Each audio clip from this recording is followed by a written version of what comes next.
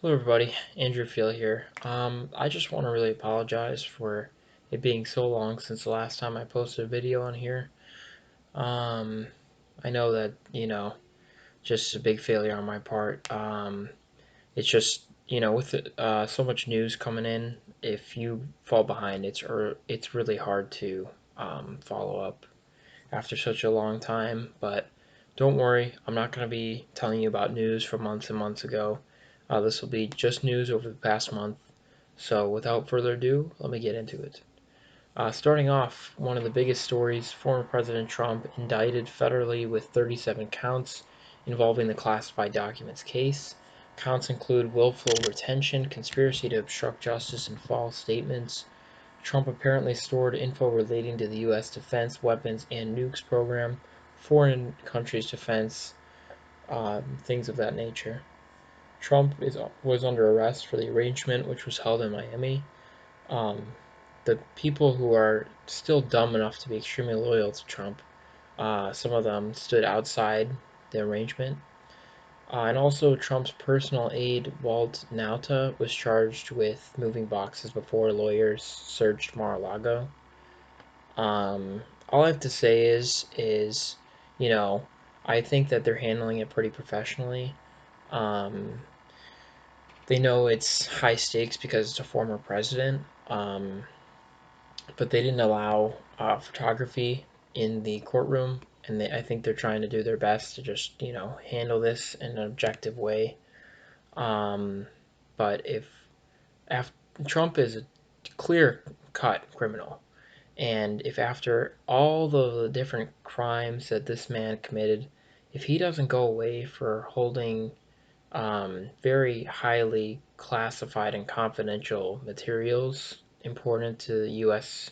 national security, if he's not arrested for withholding that and trying to hide having these documents, I think our justice system is very corrupt then, because um, that is such a massive crime, not only just, you know, for himself, but for the country's security. So, be very interested to see how that develops. Um, Former New Jersey governor was critical of Trump. Um, it was the first time a former president faced federal charges. The Supreme Court, if you haven't seen, has gotten extremely busy over the past 2 weeks or so. First off, the Supreme Court shot down college affirmative action program, struck programs in both Harvard and the University of North Carolina. Now, since the Supreme Court made this decision, I think it goes to affirmative action programs in college admissions in general, just about removing race from being a factor in admissions. And affirmative action was a term that was thrown around, obviously, like before this case to me, but I didn't have a clear cut opinion either way. But after hearing some opinions about this and reading up about the case a bit, I think that this is a negative decision, um, because it was trying to be about being more inclusive and trying to give equal opportunity to many people who are minorities who didn't get an equal opportunity, with the standardized tests being inherently racist, and trying to recover from processes like redlining and segregation. um, I feel that this is negative for the country, especially since legacy admissions are still a thing, where if your parents or your grandparents went to a school, you're more likely to go in just based off that. I think that should be the first thing to go. But yeah, I don't think this decision was that good of a decision for the country's interests, but that's just my opinion. Supreme Court also ruled in favor of a Christian mail carrier who refused to work on Sundays. Supreme Court allowed a web designer to refuse working for same-sex marriage. And the Supreme Court also struck down Biden's student loan forgiveness plan. The plan was for 40 million people, ending a $430 billion program. The reason they gave was too much executive power. Um, They said that Biden was overstepping his abilities there.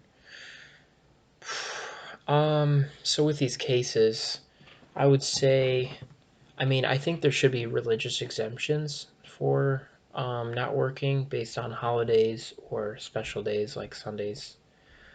So I don't think that one's, I don't disagree with that one. I think people should be allowed to refuse working for same sex weddings if they have like certain reasons to, but I can see how it's controversial. Um, and with the Biden forgiveness plan, it was a lot of money in the program, but I believe it was only for people who were like at a really low income bracket. So I feel like it was justified, especially with how absolutely ridiculous college costs are. It's frankly a huge problem. It's not just a huge problem, it's just a huge problem with society in general that we could have colleges asking for fifty or $60,000 a year to go to college, and you're asking that for students who, most likely don't have much money, if any at all. So you're basically making people take tens of thousands, if not hundreds of thousands of dollars into debt for college, which is something which is required for a lot of different careers. So it just shows the flaws of society there. And it's unfortunate that the Supreme Court ruled against the student loan forgiveness plan, but yep, it is what it is. And the Supreme Court is extremely conservative right now, and it shows why term limits should be a thing for Supreme Court justices. Republicans censored House Representative Adam Schiff and kicked him off his committee, which is believed to be because he was a part of investigating Trump for his crimes. Representative Schiff is going to be running for Senate in 2024 for Senator Feinstein's seat, which I think is a great idea for him to move into the Senate, where I think he'd fit well with. And Senator Feinstein, I believe, is 90 years old. So I believe at 90 years old, you should not be in the Senate or House of Representatives. So hopefully he'll win that. Um, with Ukraine, Ukraine has launched recently a counteroffensive against Russia, which will affect the level of commitment from allies because this war has been going on well over a year now, and it's kind of been at a standstill. I think Russia's been attacking with missiles and just attacking with ground forces as well. It's been a big battle scene, of course, but it doesn't seem like there's been a lot of movement either way. So I think with Ukraine launching this counteroffensive, it'll be interesting with all of the Western military support and ammo and just weapons in general, along with funding that's been sent there about how effective this counteroffensive is going to be. Um, Drones were shot down over Moscow, so the war in Ukraine is being felt by Russian civilians. So this was kind of frustrating. The Wagner mercenary group, which was hired by Russia, planned a revolt against the regime. I think their reasoning was because they said Russia attacked parts of the mercenary group in a strike. And I was really hopeful about it. And then, like, hours later, I think, an agreement was made with Belarus and they backed down. It's unfortunate because I think it would have been it could have been effective. The mercenary group, we will never know. But um, you have Jenny Brizgovsin. He's in Russia right now, so people are saying it may undermine this like sort of peace agreement they had because he was supposed to be exiled and now he's in Russia. So hoping for an update with that. Former U.S. officials held secret talks with prominent Russians about ending the war.